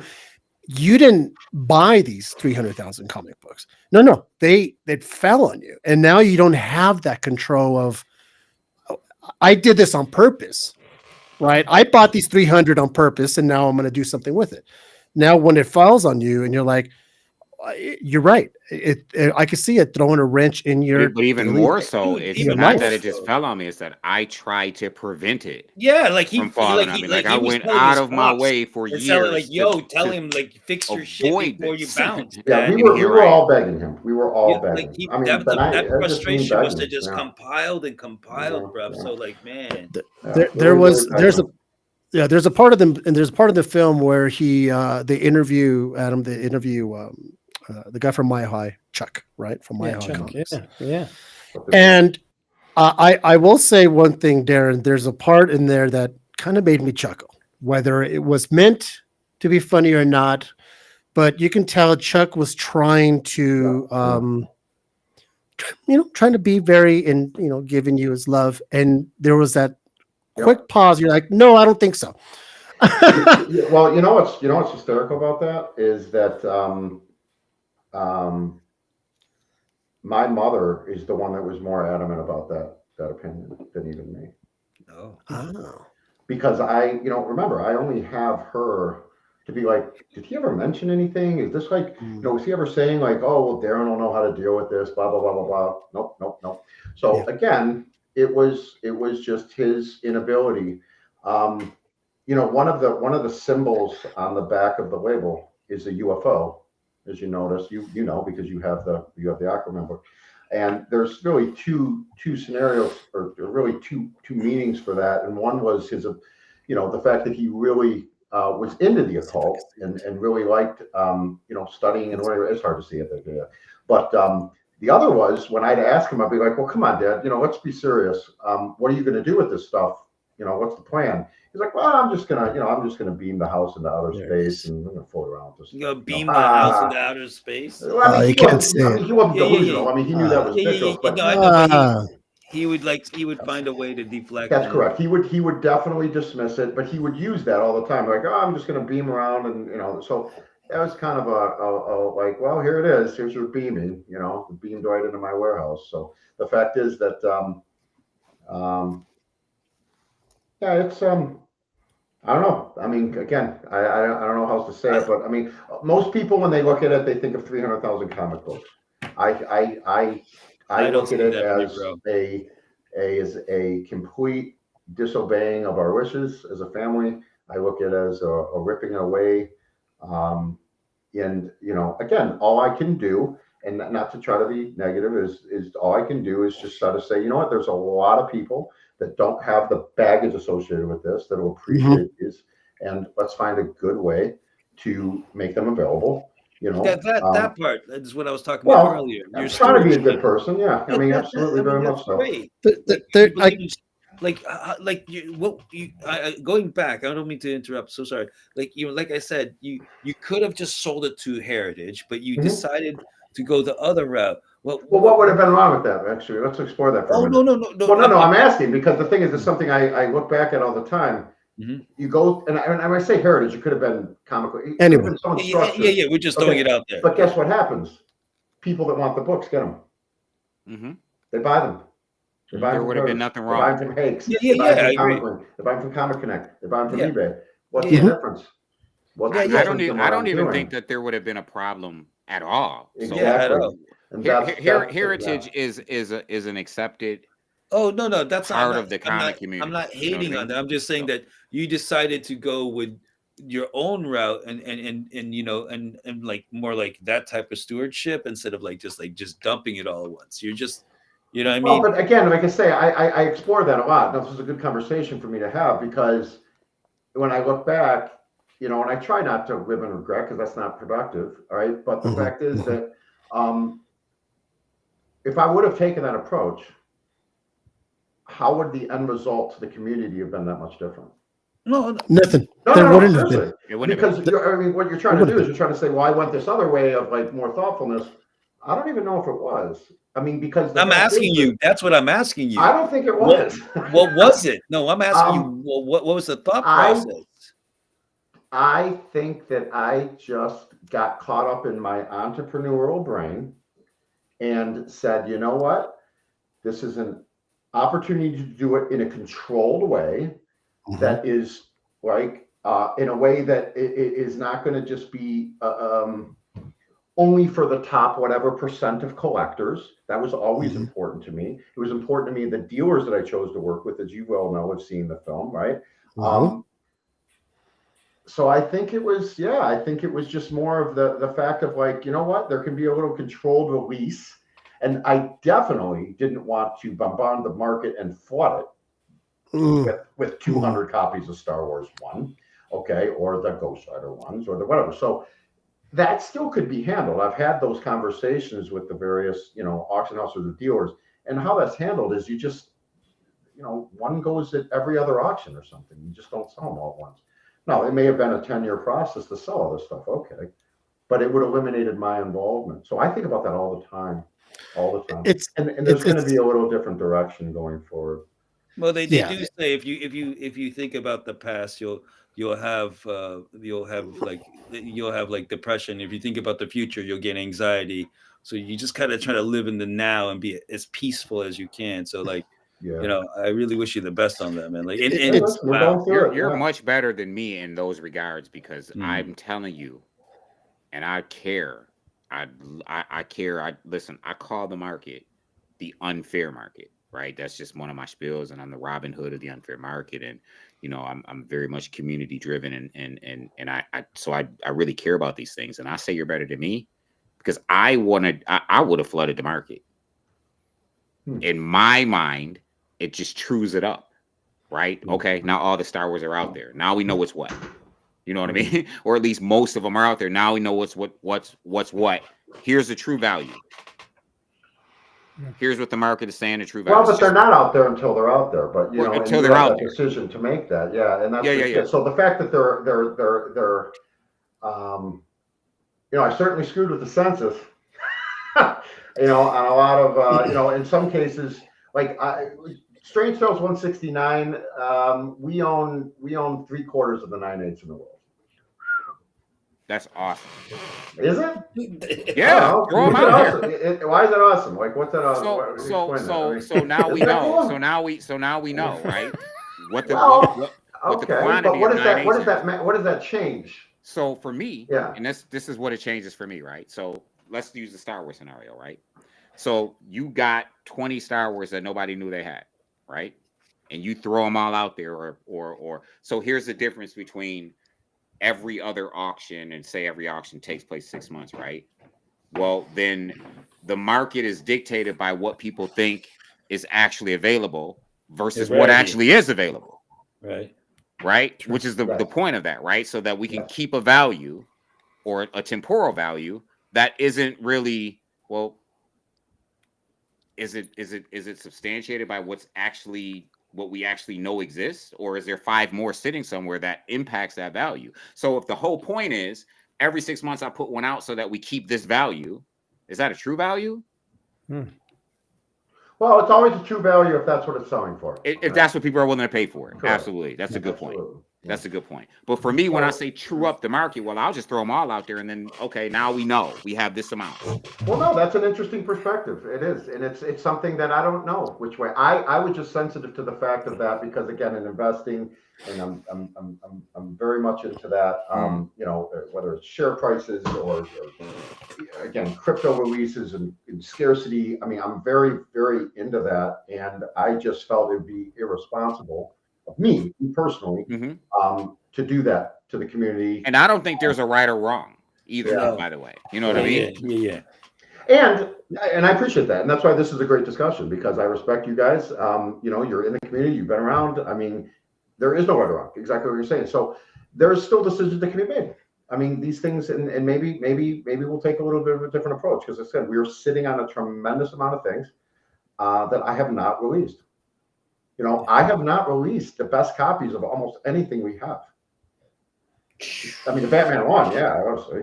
All right. But the point is that, now, that doesn't mean if I had 10 9/8 that I haven't sold like 5 or 4 or whatever, but I have, yeah, I've kept the cherries.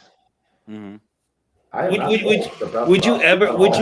Would you ever like say like you just met like some, like you say like you're doing this also for like, it's like, you know, also for like the guys who get a chance to get one of these books, you know, as opposed to like, you know, like other people. That's been the case. Yeah. Okay. Now, have you ever like, you know, would you ever like, you know, like this person doesn't have the full, like can't afford that? Have you ever like done it multiple times? Yes, that's what. But that has nothing to do with comics, right? No, but that's you just being a nothing to good do with person. personality. That's just Well, yeah, because that's just right. who you are. That is who I am. And again, I like have that. I have a lot of other Generosity. paths of that I display that. I mean, and again, I'm not trying to, that is who I am. And again, that can come with getting walked on at times. And again, I have people that have abused that. I have people that I've given special deals to, and then they want 20 more special deals. It's like, serious. Yeah. You know what I mean? And again, you of course have the person that's overwhelmingly appreciative and understands that was a very special deal. I sold an X-Men 1 to a person locally that I think very highly of, and it was way below what it should have gone for. So what?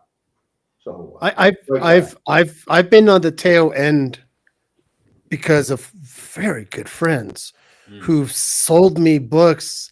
And I'm like, I owe you $800 still for my payment plan. He's like, don't worry about it. It's going to a good home. You're not going to sell it. You're a collector, and it's going, and I know where it's at. It's that to me is like, it really does bring the whole thing part of the humanity of there really are some good people out there. Not because they want the accolades. I want to do a post of this guy's great. No, it's just between two friends. And he's like, don't worry, you're a good guy, Caesar, and I'm just going to do that to you. And the funny part is that never having been, I'm not a social media guy. You know, I don't have Facebook. You know, I have one little silly Instagram for this collection, and you know, we have a few followers.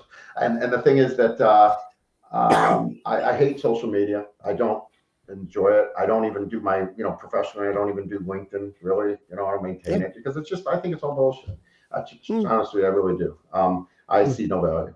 But the point is that that's me personally. I understand a lot of other people care about it, but after I just was bombarded with so many insane different misunderstandings, I stopped even talking about the good things we were doing. My post slowed way down. I just was like, you know what? Again, it's not my job to tweet, but why am I even going to subject myself to do it? Like, I literally had a point where I announced some of the charities that we were going to be working with, and I had people basically yell about it. Like, well, what are you giving to that? Not this.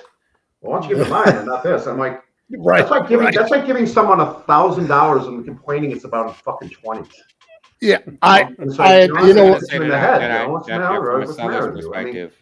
Andrew, from a seller's perspective, I 100% agree with you. I just want to say though that demand is certainly influenced and impacted by supply.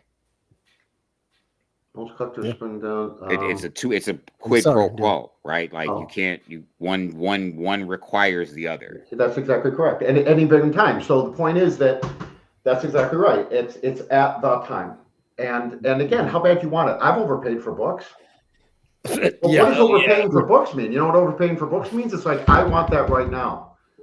When is the next time I'm going to see that book? There's 7 Yep. copies in the world. When the hell am I going Yep. to see it again? Yep. It's technically overpriced based on the last sale, but Absolutely. what am I going to do if I want it? Brian actually says that in the film. Remember when he talks about the Tomb of Draculas and the red versus the oranges? Yeah, Mhm. red You need a versus the red orange. one. If you need a That's red right. one, Hulk need a 1 and red 1s one. are like that, aren't they? You got a red Hulk 181 or you got an orange one. You know? Yeah. The If you colors want that pop. red one, Yep. you know? It's interesting because to speak to what Andrew is saying, I often tell people when, in our community, when a book hits or what have you, right? And people are looking for prices or, many times people will post eBay sales, what something sold for on eBay as a way to determine its price. And I'm always telling people like what can you pay for it right now? That's right. Like right now, not what it sold for yesterday. Correct. If you were looking for it to purchase it right now, Right. what is the best price you can pay? That to me That's is the determination of its value. And remember, in an auction, any auction, who's the most important person in the auction? Not the guy who wins. It's the next guy. Because he had to keep the winner had to keep leapfrogging him. It's the underbidder. The underbidder is the most important person in any auction. A guy that's willing to pay $1 million for a comic book that ends up paying 600 grand is because the guy that was betting 600 grand wasn't willing to go to 700. That's correct. The top guy would have paid $1 million. He had in his head, I'll pay $1 million for this book. But it's the second guy. I say guy, it could be person, girl. Yeah, right. But the point is the underbidder is everything. You need the underbidder there. Okay, so that's one of the biggest pieces of like, don't tell me that the biggest fan of this book is going to be in the auction. I don't care about him. He'll pay bananas. All right. You need the next guy that's going to keep that guy bidding it up. I went to a charity auction one time and that was right in my face. I'll never forget it. I was with it was for a hospice, and I was there and we donated some stuff and whatever. And they had a live auction. And this was before the comics, way other professional. And I noticed these 2 construction guys. They're both Italian guys, very animated. You can picture this in your mind if you want to. Think of Tulsa King or something, And there's these 2 Italian guys, and they're going, and I'm half Italian. All right, but the point is, 2 Italian guys and the construction companies, they were bidding on an umbrella. An umbrella. This thing should have gone for $75, $50, even $75. They took it to $5,000. What kind of umbrella was this? Well, the reason is because it'd be like, let's say Adam's across the room, and Adam's like 75. I'm like, fuck Adam, I'm not losing to him. 90. And This is like, Mary Poppins. It's all pride. Bam, 100%. And the thing is that again, that was, but I'll never forget that because these 2 guys, they knew it was going to charity. It was basically like them just writing a check to the charity. I'm sure they didn't even get the umbrella. Okay, but the point, After all that, I'm not going to lose to you. How many times have you done that? Have you hit cut bid before? I have. I've made emotional bids. I bought a. I'm right there with you, man. Absolutely. Oh yeah. I made some time. bids on some things. I'm like, yo, I'm not losing to this cat. I'm not losing. Right. I've And got a wallet. Nah, son. I'm good. I will take that L. I don't know if you guys. It's not that discipline. I don't know if you guys watch Seinfeld. There's an episode where Elaine was not going to let her nemesis win those those JFK clubs, and she didn't even have the money to bid for it. But because she kept on bidding higher and higher and higher. It's what it is. It's what it is. Man. It's the underbidder. A couple of things. Adam, how many hours do you think you have of cut stuff that you just cut on the floor? I would say we have 200 hours of footage, and that turns into 3 hours. Yeah, I see a series coming. You gonna sell Wonder Woman? The this is a blooper reels. This is a series. The blooper. We are a the 4-part bloopers reel? series. We're a 4-part series, and I don't think there's an episode 5 that we're going to film. I have a feeling Darren has done enough. Darren's like, nope. I think we're good. I think we're all good. We all. No, there's a lot of extra footage there. As Darren knows, it's impossible to encapsulate a life. It's impossible to encapsulate even a moment of a life, right? Of a family, of even these 2 years or so that we were together. It's impossible to tell every angle of every story. So there are some bonus features we have on the special edition on the website. That's something we're able to do. Like my father, I filmed him talking about his comics, how he lost his collection, and a few other people. Temple Grandin, who's an autism expert that we weren't able to work into the film, but she gave a great interview that was real special. And one of our production assistants, his dad had a box, 25-year-old box of comics that he had not opened. So we got to watch him open that. That's in the bonus feature. So yeah, there's tons of footage, and there's tons of ways you can make a story. There really is. And like, of course, you say a documentary or you're an observer, but you have a message or you have a point of view or things that are interesting to you. And to me, the inner world is interesting.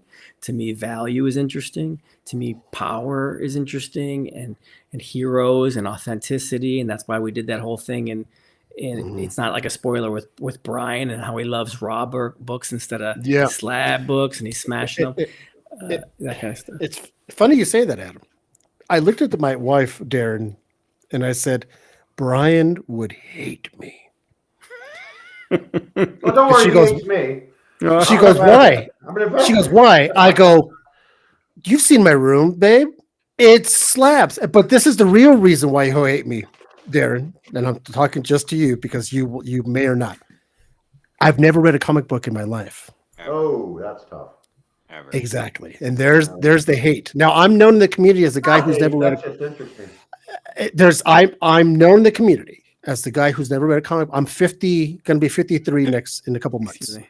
I've never read a comic book in my life. And what I mean is from beginning to end.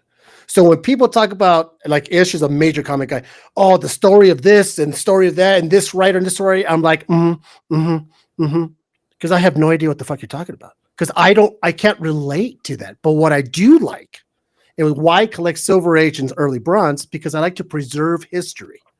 That's what I like to do. I like to have a book from 1965. Because if this book if it could last this long with a 6.0 grade, who were the owners? Who took care of it so well? And then you have someone like your father, Darren, who would buy them and put them away and not touch. And that's kind of the answer sometimes, is some people had the foresight of, I'm going to take care of my stuff. And wow, because we all know what happened. These kids would roll them up, put them in their back pocket, go on their bike, get in their bedroom, throw it in their bed. Oh, you want to borrow this? Here, let's trade. And that's how they get the grade they get. But to have something from the 1960s, 50s in good condition, such high grade, I respect that. I look at my stuff every single morning. I come in and I smile because I like what I have. And I'm a key collector. So I'm like, and people who are not comic book collectors come in here who give two shits, but yet they respect what I have here. It's awesome. They know who Punisher is. They know who Ghost Rider is. And for them to go, wait a minute, that's the first appearance of Ghost Rider? Yes, that's the first appearance of Ghost Rider. Oh, that's what he looks like. You know, he doesn't look like Nicolas Cage. No, he doesn't look like Nicolas Cage. Listen, I'm a graded guy too, because I want to know what I have, and it's funny because Brian is we'll call him the anti-hero. But the point is that, no, seriously, I say to Brian, and it's something I kind of said to others, is that if you buy a graded book, you get the raw for free. It's not the other way around. Okay, you can't buy a raw book and know it's an. Say that part again. Yo. If you buy a graded book, you get the raw for free. Okay, so it always. That was and tight. so the point is that, again, you buy an 8.0, you want it raw, rip it open. But you got an 8.0 book, and you know what you have, and you know what you paid for, and you know what the value should be. Buy raw. Okay. Oh shit! I didn't check the Marvel value stamp. Oh, crap, the center pose. Darren, that's the reason why I buy. Not that I don't trust sellers, but sellers can. No, you don't. Sellers can overlook. Let's be honest. Right. You're trying to tell me that far and few in between, there's people out there who look through every single page to make sure there's all the coupons are there, especially at MVS and all that. But there's some like, yeah, it's all there. And then you send it off and you go get it. And then your fault by taking his word for it. Yep. You send it off to CGC and it comes back purple because page 12 is missing. I have bought from if I said their names, you'd know exactly who they are. Some of the largest dealers in the country, first name basis in their offices. I have bought raw books off them that have come back purple. Many. And the thing is that, again, I'm not even saying they did it intentionally, but again, I nothing against raw collectors in that sense, but if you're buying bigger books, I always say again, you can always undo it. You can't go the other way, So that's it. But Well, the problem is in today's market in the 21st century, one of the problems is at cons in particular. It's one of the fears now is you just can't trust what you're buying if you're buying it raw. You just can't. You don't know who bought a book from someone who bought a book from someone that's been sitting in someone's collection that has had some restoration work on it. Counterfeits too, bro. Right. You just don't know anymore.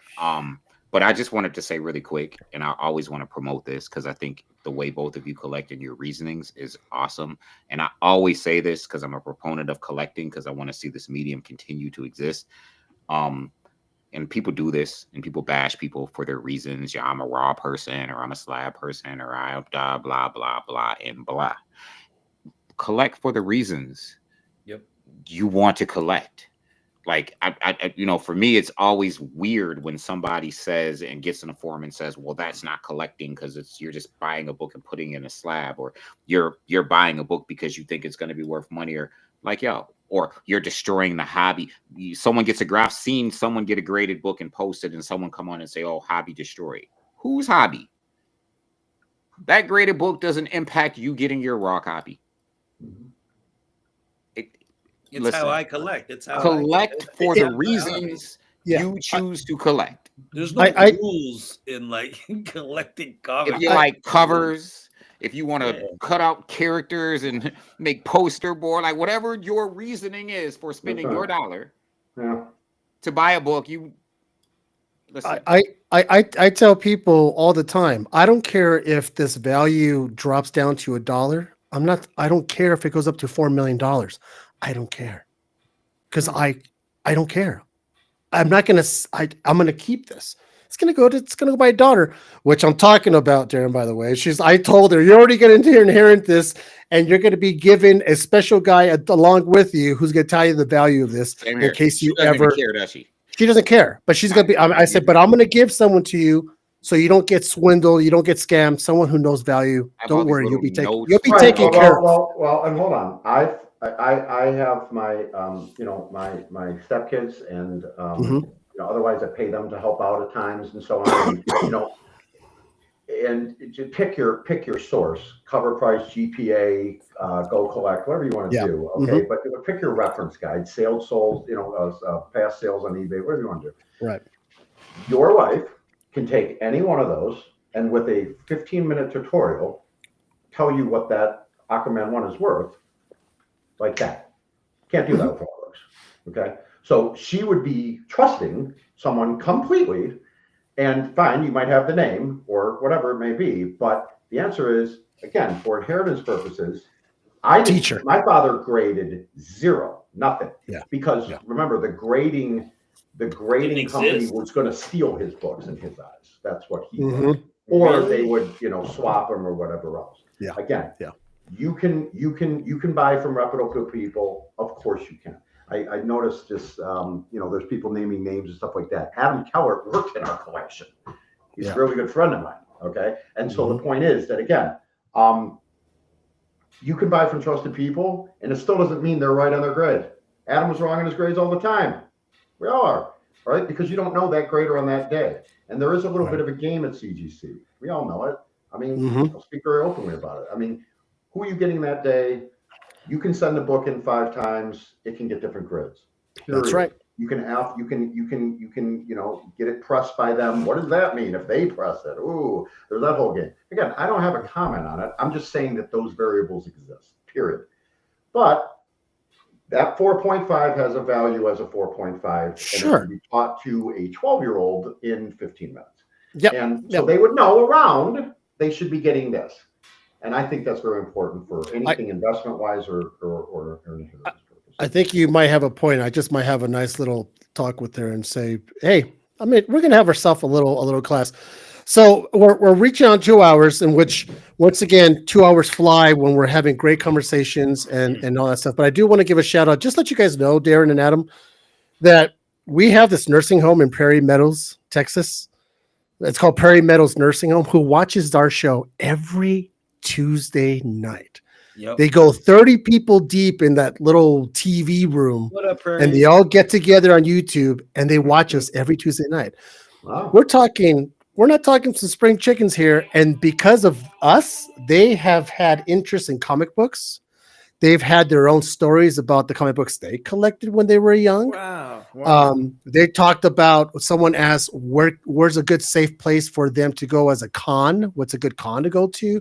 What's good books they can read? So the fact that alone for me, it's such a positive on all yeah. ages. Actually, yeah. can I say something to you, Caesar, real quick? Because I know we're going to end up, and also to the people at the Prairie.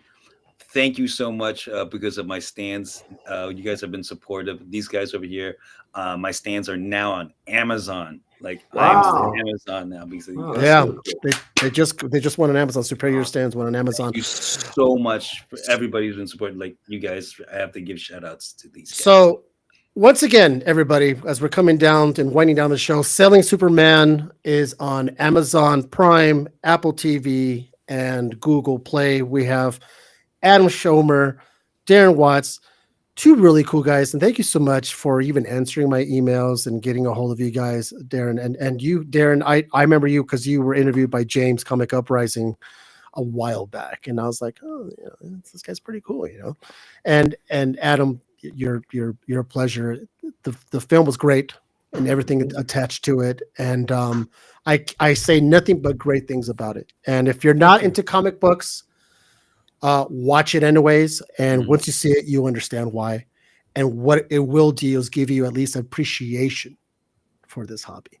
It's a great human story of a human human story too, right there. It really is. So thank you, and thanks for what you're doing. That's awesome. That when you know there's an audience there, just even if when you know that, I know it means a lot. It means a lot to me to hear someone watch the film and have an experience. And so I know when you're talking about the people at Prairie that they're having an experience. It helps you guys create. It helps give life to the podcast. So that was cool. That I guarantee you they're going to be downloading it and they're all going to sit together and watch it. Not over they're going to sit there 3 hours straight. They'll probably break it up. One per night is good. It's fun. One per night is right. As long as you watch it, one per night is fine. I mean, I didn't go pee once, so I worked depends because I'm getting up there in age. What's up, I just Ish? wanted to say too, really quickly. And in my own Issue X type way. Y'all know what I'm about to do. I'm about to cut a promo. Listen, right, there it is. Comic Menu Podcast people, I need y'all to go to the YouTube channel. I need you to click a thumbs up. They just brought y'all some of the dopest content with two gentlemen. Real Facts. Real gentlemen. This has been one of the dopest shows we've had this year. Really good show. Period. An amazing show sitting down with Adam, getting to meet Darren. Listen, Darren kind of put himself out here. Facts. Platform. Like we kind of feel his pain. We feel his humanity. We feel who he is. He put himself out there for us. I need y'all to go to Amazon Prime. I need you to press the button. I need you to watch this documentary. I need y'all to support it. Like really support it. We just talked about an amazing collection. We got some insider stuff into this man. Thank you, Adam, by the way, for bringing this to us. Darren, thank you for sitting here, man, participating, tolerating us. Right? Yeah. Letting us ask you questions.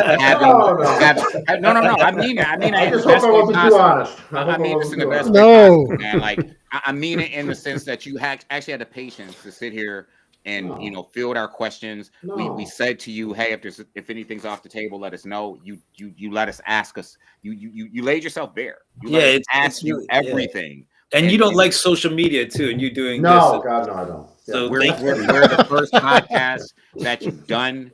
Like, listen, this is a big deal, a big collection. This is the insider stuff that we as comic fans want to know. They just gave it to us. They gave it to us raw. Y'all need to give back. Yep. Go to Amazon Prime, press that button, pay that little $11. Seriously, get this knowledge, get this information. Thank you so much, man. I just want to tell you, I personally really appreciate both of you. Thank you. Yeah, I really appreciate it. And one more thing before I leave, and I did not plan this. I swear to Odin, Darren, I did not plan this, but I got this today in the mail, and I just opened it right now as we were talking. Oh, deep man. Was it shipped well? Was it shipped well? Oh, you know what? Well, I got it from, and this is the funny thing, right? We're just talking about this. I got this from Shortbox. Oh, okay. Okay. So who knows? And Who knows whoever- where that came from? Yeah. Hey, and whoever shipped it, they know what the F they're Yeah, doing. well, I don't know who it was, but see how But that thank is? you. Thank you so much. Okay, Adam, is there stuff you want to promote? Your production companies or anything you want to? No, Now's your time. I think I just say, well, I thank you guys for the shout out for selling Superman. I'd love for people to go see it. I'd love for them to have the experience, to sit with it, watch.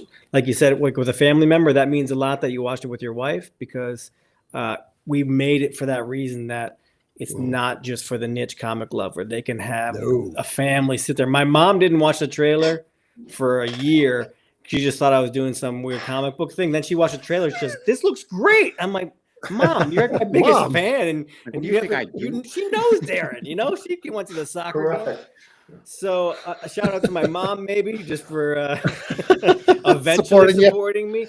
But yeah, no, sellingsuperman.com. There's also that special edition there. Yeah, my production company's Eye to Eye Productions. We do a lot of stuff that's pilgrimage oriented, meaning like might take motorcycle rides in the Himalayas looking at freedom.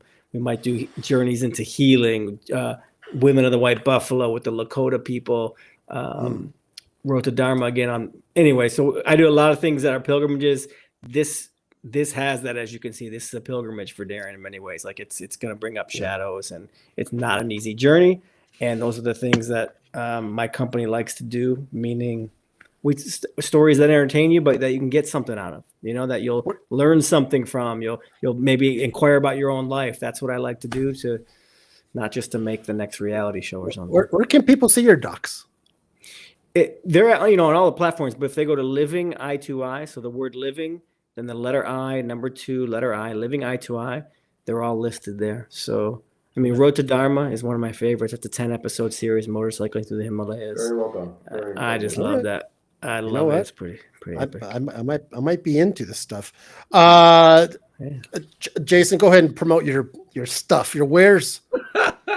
I mean, like, it wasn't like I'm not like on the Himalayas with my superior stands, but like, you know, like, wow, I'm my stands, like I said, are on Amazon. I mean, it's been a journey, like since the beginning of this year. We've come out, we've got our utility patents and design patents, and we've worked really hard. My friend Robert and I, like, seriously, and you guys we survived 2 hurricanes, like, you know, and like, yeah, like I live right here on the beach on the Gulf of Mexico, and my whole neighborhood got completely wiped out.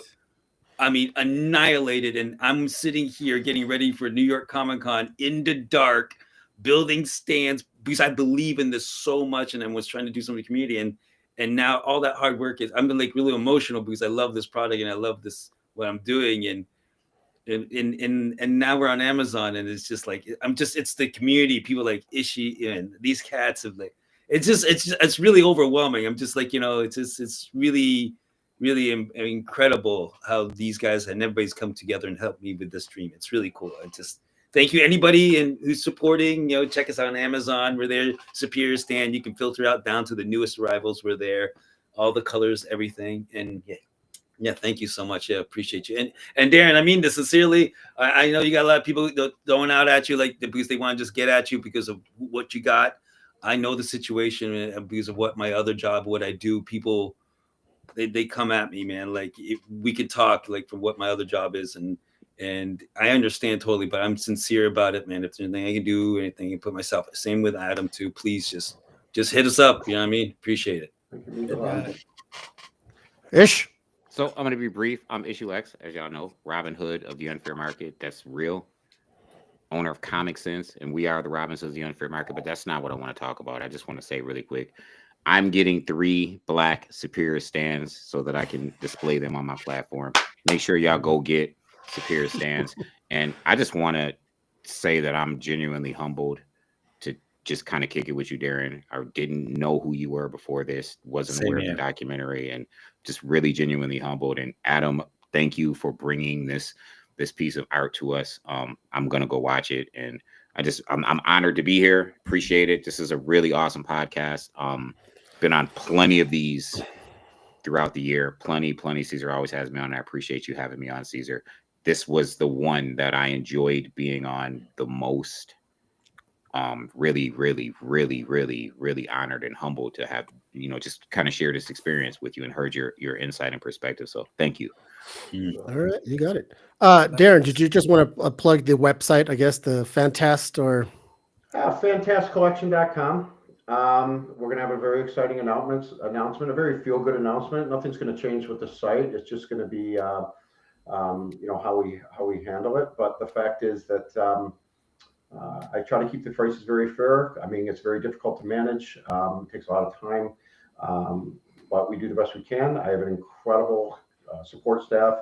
The illustrator of the label is become a very, very close friend, Eric, and he works for me full time as a marketer now. Not for Fantast, but my other companies.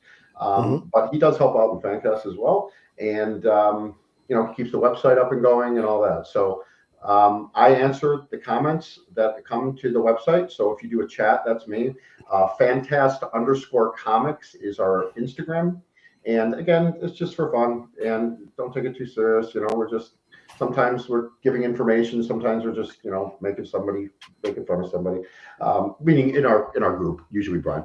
But otherwise, to the community, all I would say is just, please watch the film before you strike an opinion. That's all I would ever ask. I'm not asking to be liked. I'm not asking to be agreed with. I would very much just like people to understand at least what's in the film. They're free to ask me anything. I'm very approachable on DMs, through Instagram, or like I say, the website. And have whatever opinion you want. Just please educate yourself. That's all I would ask. That's the only thing I would ask in this process. Very, very well said. Well, guys, you already know this is the last episode of the year. Why? Because that's it, man. This year came and this year went. You guys know, this year, F it. I hate it. Believe it or not, I'm coming up on 1 year of my heart attack. Yeah, Adam, Darren, believe it or not, 52 years old, had a heart attack at an airport. So on my way to a con, which this year I'm going to be seeing all my friends that I didn't get to see last year due to circumstances. I will be at MegaCon and looking forward to meeting all my friends for the first time in person. Once again, you know where to find me on Instagram, The Real Dracula's Wolf, and I am doing the voiceovers and the promo reels for everybody. So in a world where you have a podcast, that was you. That is me. Darren, Adam, you guys are fantastic. Jason, you already know. Thanks, Jay. Ish. Thanks, Ish. You guys are fantastic. But hey, if we don't talk, Happy New Year, Merry Christmas, all that stuff, man. And you got it, man. It's great. And we'll see you guys